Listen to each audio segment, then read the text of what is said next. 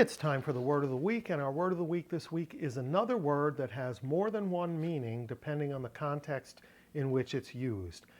We're going to dive right in and look at the word. It is koimao, I sleep, koimao. Now, this is important.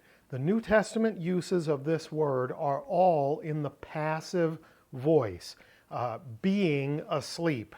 So it's not something that is described as something that you are doing, but is a state that you are in. He's being asleep. First up, we're going to look at two examples of literal sleep. The first one from Acts chapter 12, verse 6. All of our readings today are from the ESV with the Koine supplied. Now, when Herod was about to bring him out on that very night, Peter was sleeping between two soldiers. And was sleeping here is koimomenos. Koimomenos in the passive. It's a participle, being asleep. Between two soldiers bound with two chains, and sentries before the door were guarding the prison. Our next example is Matthew 28, verses 12 and 13.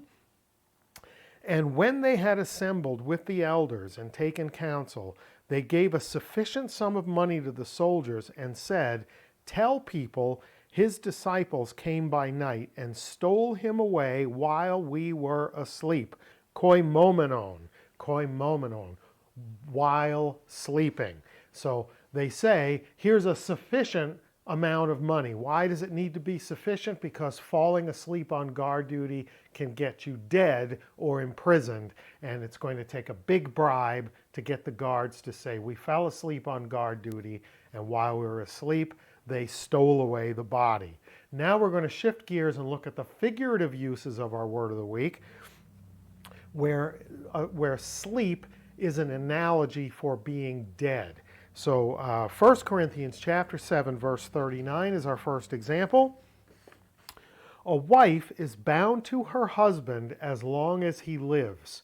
But if her husband dies, koimethe, she is free to be married to whom she wishes, only in the Lord. And here where it says, if her husband dies, it's literally, if her husband should be asleep. And it's in contrast to the earlier phrase that says, as long as our husband should live, ze from zao.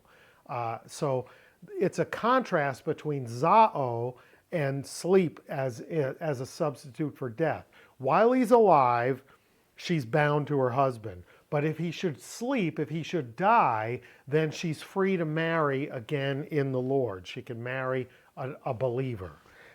So let's carry on and look at one more. John chapter 11, verse 11 through 13.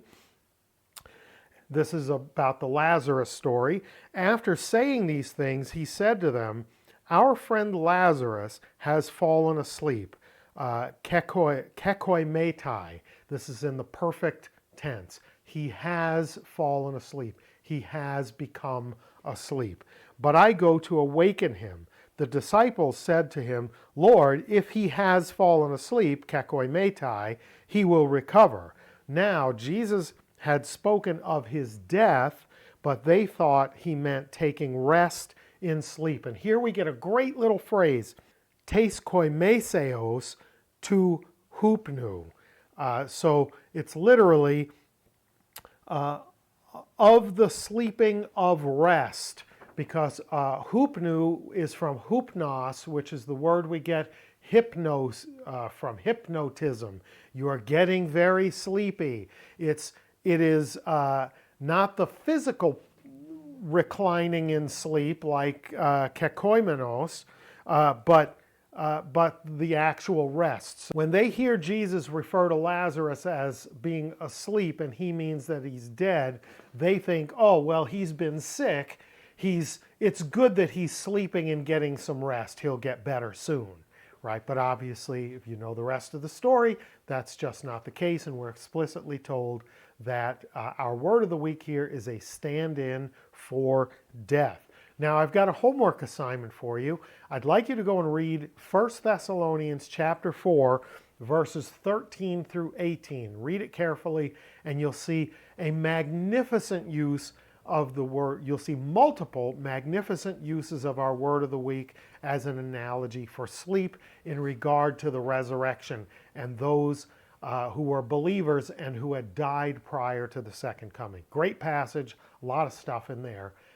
You don't need to see it in the Greek to get it. You'll see the references to sleep plainly, and they are from our word of the week, which is what? Koimao, even though all of the uses in the New Testament are in the passive voice, not the active like koimao.